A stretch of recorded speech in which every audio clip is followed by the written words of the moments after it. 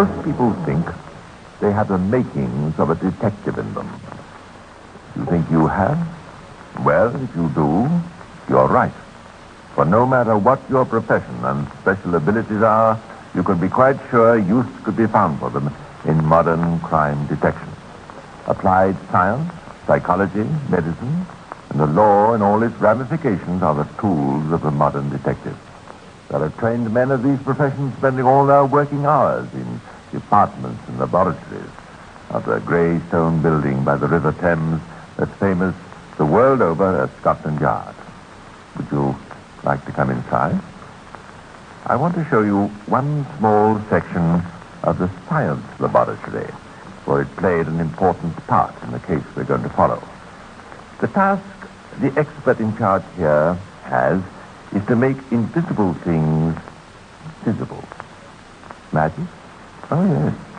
But not spells and incantations. No, this is modern magic, using the precision instruments with which this room is filled. Here, a burnt letter, reduced almost to a handful of black ashes, can be restored and read as easily as when it was first written. Telltale stains, apparently washed clean, show up as though they were freshly made. And a seemingly innocent document placed under the rays of an ultraviolet lamp reveals the secret message written between the lines. Now, just remember these things I'm telling you, and see if you can anticipate how they will fit into the solution of this case, which we have called Just a Matchstick and a Duster.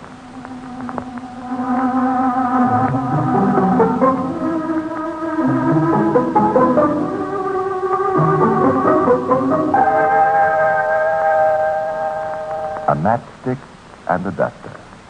Harmless, useful things. You'd never think they could be the means of hanging a man, would you? Here's how it happened. One afternoon, about 1:30, some years ago, a taxi driver just deposited two young men at the Westminster Police Court behind the Houses of Parliament. He was a very contented taxi driver. His cab had hardly been unoccupied all morning, and his fares had been generous with their tips. He had just started the cab and was off to his well-earned dinner when, from Rochester Row, nearly opposite Westminster Police Court, came a shout. Taxi! Let me my luck's in today. Coming, Governor. Can you give me a hand with this trunk? It's a bit heavy. Right, go. Blimey, it's heavy, all right. What you got in it? Money? No, it's books. Books, eh? Oh, they do weigh heavy. And you just pop in the cab, Gov. They'll be all right in front with me. Just put the old strap round them. That's the idea. Now, where to? Getting Cross Station.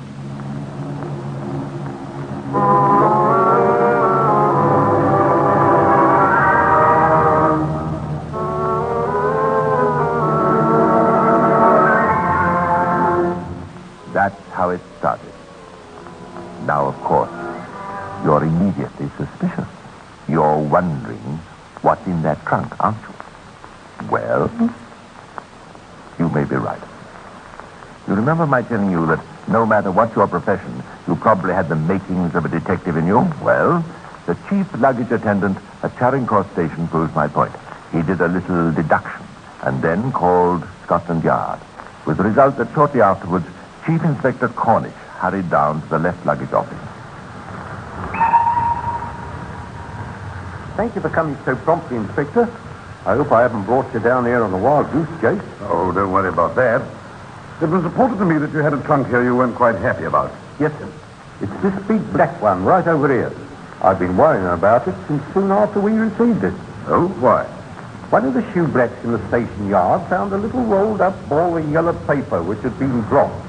Well, to tell you the truth, it looked more like it had been thrown away. Anyhow, he had a look at it, and it turned out to be The receipt for this trunk? That's right, sir. Here it is. Yes. Now, sir, the thing that struck me as suspicious was that the shoeblack found this ticket within a few minutes of the trunk being deposited. Well, in other words, you were pretty well forewarned that that trunk would never be reclaimed. That's it. I waited 3 days just to be on the safe side.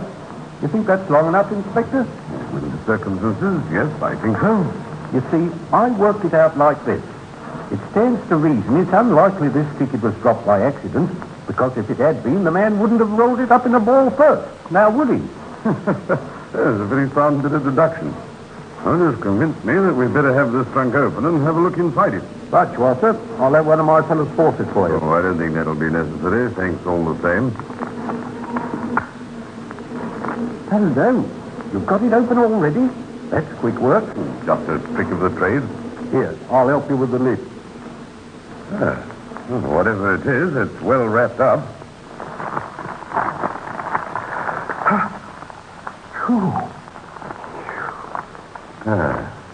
Very nasty. It's a woman's head.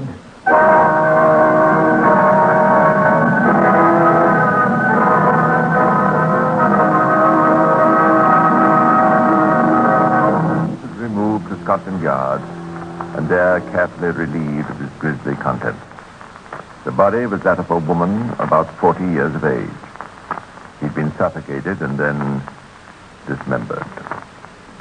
Used as wrappings were an old duster and torn strips of her clothes.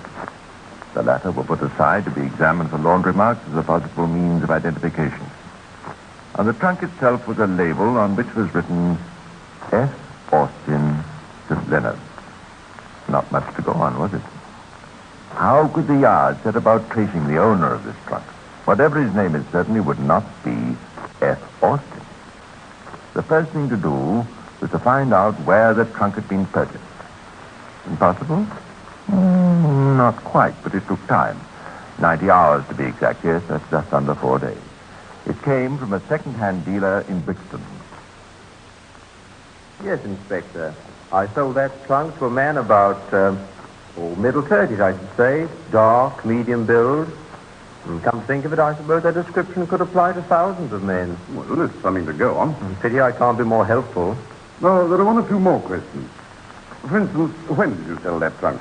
Would you have that in your books? Yes, I can check it up for you very quickly. Here it is, 3rd of May. Good. Now, there's another thing I've just noticed. Oh, what's that? That label isn't the same one as was on the trunk when I sold it. You sure about that? Yes. The original label was much dirtier than this one and very creased. But that's not all. It had nearly the same thing on it, F. Austin, St. Leonard. But on this one, St. Leonard is spelt wrong. Lenards instead of Leonards. Oh, good work. You don't miss much, do you? No, and I can tell you another thing, too. If there was an F. Austin at St. Leonard, it wouldn't be the man you're after. Oh? How do you work that out? Well, if he lived in St. Leonard, you'd know how to spell it, wouldn't he? Yeah, maybe you got something there. Well, evidently our friend the murderer thought a new label would look more convincing when he left the trunk in the cloakroom. You mean he took the trouble to copy from the old one? I wonder if there is an F. Austin in St. Leonard. Oh, we shall soon know if there is. Oh, there's not much chance he'll have anything to do with this. We must wait and see whether the laundry marks lead us anywhere. They did, to the identity of the unfortunate victim. They were traced to a laundry in Shepherd's Bush. That's a suburb of West London, among whose customers was a family named Holt, who used these markings. Mrs. Holt was asked to visit the mortuary. All the same, I can't see a lot of help in my coming here. As I told you, none of the family are missing. There's a possibility that the clothes belonged to someone who had been employed in your house, a former servant, possibly. We must explore every avenue, so that if you could, not a very pleasant sight. I'm quite ready. Uncover it, Harvey. That's enough. I know I knew her. Come back into the other room.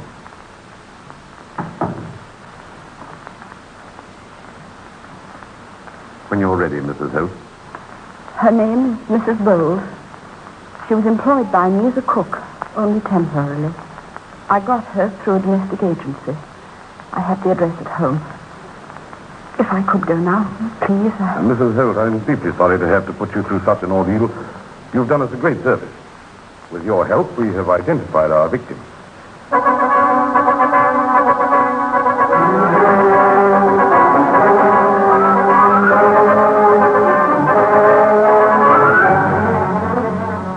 Using every available means to develop the lead supplied by Mrs. Holt, the detectives were able to piece together the history of the murdered woman.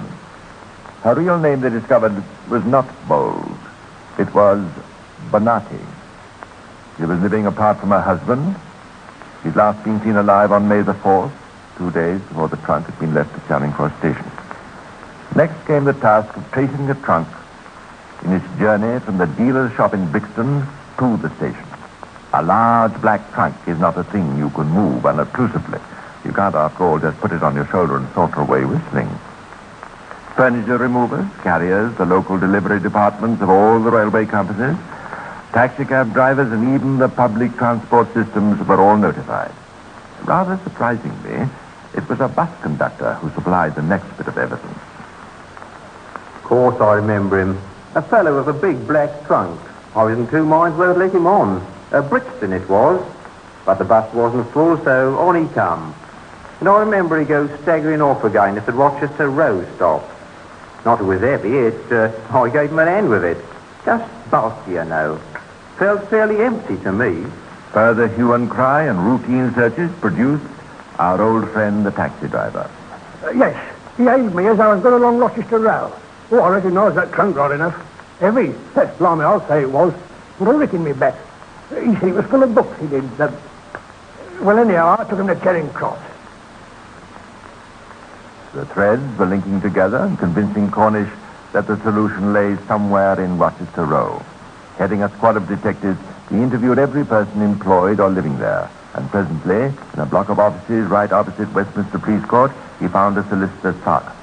Yes, sir. I remember seeing a black trunk lying about the corridor. I assumed it belonged to some firm or other upstairs in the building.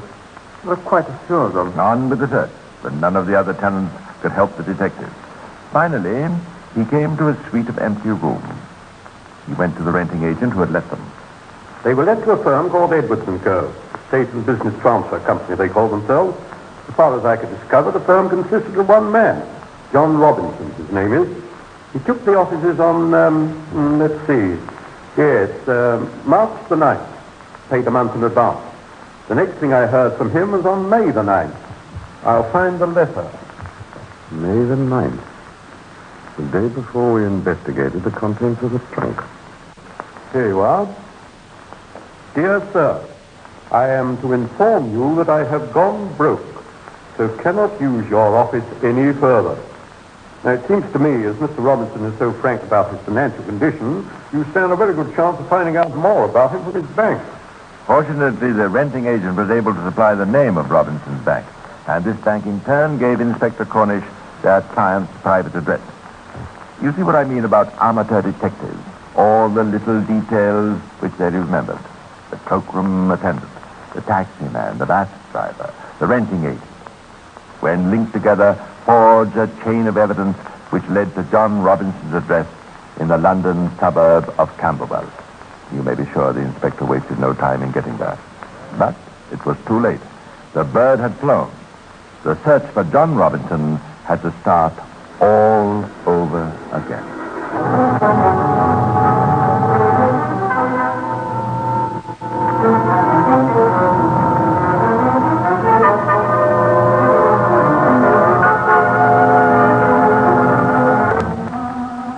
The search for John Robinson was once again in full swing. It is so often a very little thing which puts Scotland Yard on the right. Delivered letter by the postal authorities, and his landlady passed it over to Inspector Cornish. We'll have a look and see what it's about. Yes, says the postal authorities are unable to deliver a telegram addressed to Robinson, Greyhound Hotel, Hammersmith. Well, now that's funny. What? Well, I remember he told me his wife was working in Hammersmith. Oh, I wonder if she still is. She was. And to his surprise and delight, she was able to give details of her husband's movements. It was only then a matter of hours before Robinson was face to face with the inspector. Those were my movements at the time, to the best of my knowledge, Inspector. Mind you, there might be one or two odd details I've forgotten. You know how it is. That's quite understood, Mr. Robinson. As for this Bonatti woman, whatever her name is, I repeat, I know nothing whatsoever about her, except, of course, what I read in the newspapers. Well, thank you. You've been extremely open with us, Mr. Robinson. Well, Man from along with us. Oh, yes, I see. Now, in the circumstances, would you have any objection to come along with me to see him? Isn't it the usual procedure to have more than one man along so that the witnesses have to pick him up? I can arrange for it to be done, my cat, if you prefer. Very well. In that case, I suppose I'd better go along with you. Though I want some other men there, too. I don't want to be identified by mistake. To the second-hand dealer's little flat over his shop. They found the dealer muffled in blankets, sitting before the living room fire. Well, I'm sorry to have to bother you like this, and I want to thank you for letting us all come along. Not at all, Inspector. A bit of excitement will do me good. Though, I think it would be best if we got this over as quickly as possible. Now, you know what I want you to do, don't you? See if I can identify any of these 5 gentlemen as the one who bought that trunk from me. I feel rather funny about this. Well, perhaps it'll make it lend all volunteers to come here of their own free will. Well, now, let's get going. Do you identify any of these men as the person who bought the trunk? No good, Inspector. To the best of my knowledge, the man you're after isn't in this room. That was a decided setback for Scotland Yard. But worse was to follow when they visited the cabin. Hey, Inspector, the bloke you're after ain't one of these gentlemen. I got an eye for faces, and I'd take my oath I'd know him if I saw him again. I told you how I'd remembered picking him and everything. No, sir, he ain't one of this lot. You can take it from me. And so that was that. Well, the no alternative for Inspector Cornish but to let Mr. Robinson go. It was a very disappointed but by no means defeated inspector who returned to the yard. Now, it's standard practice, as I mentioned in another of these casebook histories, for the police, when they find themselves at a dead end, to start again from the beginning of the case and review step by step every report and every clue. Going over the ground, they call it. So the murder squad gathered in the inspector's office. And the trunk, minus the remains of Mrs. Bernati, but with all the other articles found in it, was brought into the room. Well, this is where we've got to start again. I'd have bet any money it was Robinson, but I had to let him go. There's one slim lead you might follow up, though. There must be 20 or 30 newspapers in the trunk. Might piece them together and see if any of them are local editions of a particular district. What about the old duster that was among all the torn bits of clothing? Ah, here it is. Well, the medical boys have been working on it, and the blood on it matches the rest. It's the same group as Mrs. Bernati's. Here, wait a minute. I just thought of something. That duster. It's the only thing that hasn't been checked for laundry marks since it wasn't a piece of clothing. Have it washed and examined carefully, will you, Seymour? Very good, sir. Now, that leaves nothing but the trunk itself and the label. Let's examine everything thoroughly once again. Every square inch of the trunk was examined. The torn and crumpled newspapers were pieced together. Every detail of the case was carefully reviewed. But the chances of finding a useful lead appeared to be growing less and less. Until... Come in. Yes, Seymour? We found something. Look, sir. Here's the duster. It's been washed clean. Oh, that's a nice job of laundry work. I don't see anything on it, not a mark. No, sir. You said examine it carefully. So I took it up to the lab. Here's a photograph of it taken under the ultraviolet lamp. Well, I'll be jiggered. Yeah, good work, Seymour. Yeah, come and take a look at this, you chap. Greyhound Hotel printed right across the top of the duster. But the letters were too faded for the naked eye to see them. Or for Mr. Robinson to see them. Yes, how right you are. Well, his wife will know something about this duster. Check up on it, Seymour. Yes, sir. Clark, you and I are going to have one more look at Mr. Robinson's office. And when I say look, I mean inch by inch. If he dismembered the body there, I don't see how he could have done it without leaving some trace, however minute. Come on. No luck so far, sir. Except that hairpin I found behind the gas fire. That might be anybody's. Yes. Now then, we've examined the floor, the desk, the chair. Now, what else is there? Ah, the wastepaper basket. Where is it? Yes, sir. Cigarette ash all over the bottom. Hello. Here, give me the tweezers. Say, What is it, sir? looks like a match tucked down in the corner. Yes. Ah, there we are. That's got it. Now then, where's that magnifying glass? See anything, sir? Yes. A tiny stain right on one end. It seems to me we've got something here. This is Exhibit A, all right. That's blood, Sergeant. Blood. That matchstick and the duster are going to make things very difficult for Mr. Robinson. Yes. We'll see how he goes about explaining his way out of this. We'll give him plenty of time. Yes, that's the answer. Give him plenty of time. Now, why did the inspector say that? Is that the way you tackle this problem? Here's this fellow Robinson who's proved himself to be a most plausible rascal, and yet the inspector speaks about giving him plenty of time. Time to think up more explanations calculated to keep him out of trouble. If you're a psychologist, I expect you've thought of the answer to that one. And, of course, Inspector Cornish has spent long years in being trained in criminal psychology. You'll see how cleverly he put his knowledge to work. One thing he wasted no time about was picking up Robinson. When that gentleman opened his eyes at 8 o'clock next morning, he found 2 detective sergeants in his bedroom. They told him to dress and took him to Scotland Yard. And then, in his office, the inspector waited. And waited. And waited. Aren't you going to add him up, sir?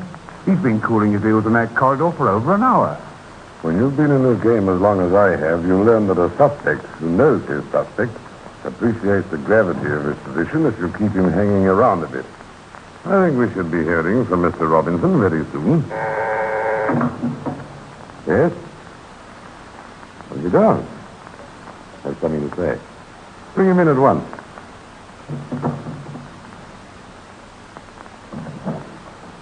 Good morning, Mr. Robinson. Look here, I thought you'd finished with questioning me. Well, quite a lot has happened since I last talked to you, Robinson. A lot that you couldn't be expected to know about. What are you getting at? Just this. Further examination of the contents of that trunk in your office have brought to light some very significant clues. I don't mind telling you that as far as I'm concerned, the case is solved. What are these clues? I have a right to know, haven't I? Oh, excuse me a moment. Hello? Yes, sir? Yes, certainly, sir. I'll come up immediately. Now, you stay in here, Robinson. I'll be back presently. Now, think over what I've just told you. Of course, Inspector Cornish had no intention of telling Robinson what clues he'd found. And that telephone call coming exactly at the right moment. Well, as a matter of fact, the inspector signaled for it to come then. He wanted to leave Robinson alone. Give him time to think. Just consider what that man's frame of mind must have been. He thought he was free, that he'd cleverly escaped justice. Then, out of a sound sleep, he wakes to find the detectives waiting for him. Now he's alone in Scotland Yard. The police apparently know everything. He's trapped. Just when he's convinced himself he's nothing to fear. What must have been going on in his mind? I believe we can reconstruct his train of thought as he sits waiting for the inspector's return. Almost a full hour has gone by. The inspector has given him plenty of time.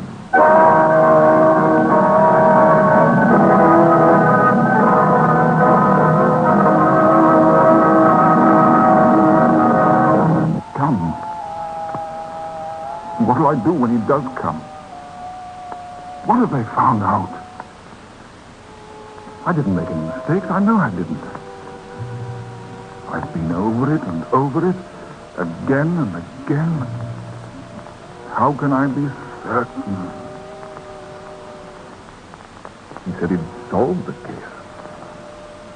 Very clever, so clever. I must have let something slip. If I don't say something, they'll know I'm guilty. Last time they questioned me, I had it all thought out. I had a story. It worked. They let me go. Well, I've got to have a story ready now. But how can I think of a story? He'll be back in a minute. She fell. That's it. She fell. I'll say she fell. I'll say I want to tell him all about it.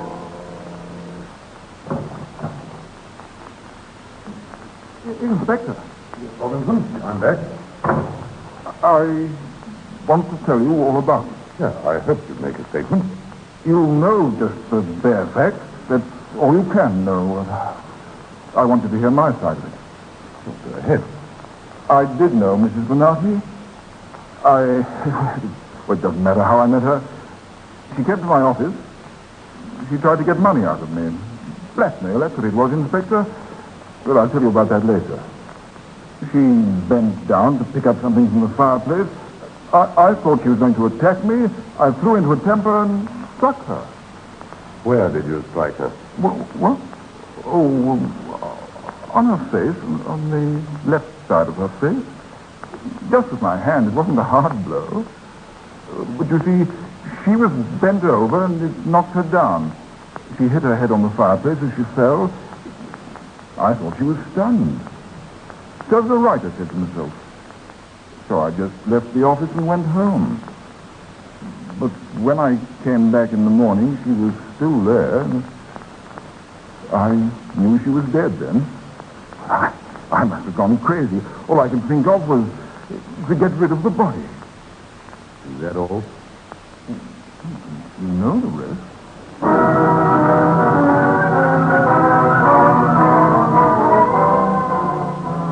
At his trial, Robinson's defense made a determined effort to prove that the crime was only one of manslaughter, but it was a hopeless task. The Scotland Yard pathologist proved beyond question that death had been caused not by a blow, but by strangulation. Robinson paid for his atrocious crime with his life. This case caused considerable public interest, and at the time of the trial, a friend of mine happened to ask her grocer whether he thought Robinson was guilty or not. Well, Mummy replied, I don't know whether he is or whether he isn't. But what I do know is you never find a nice girl in a trunk.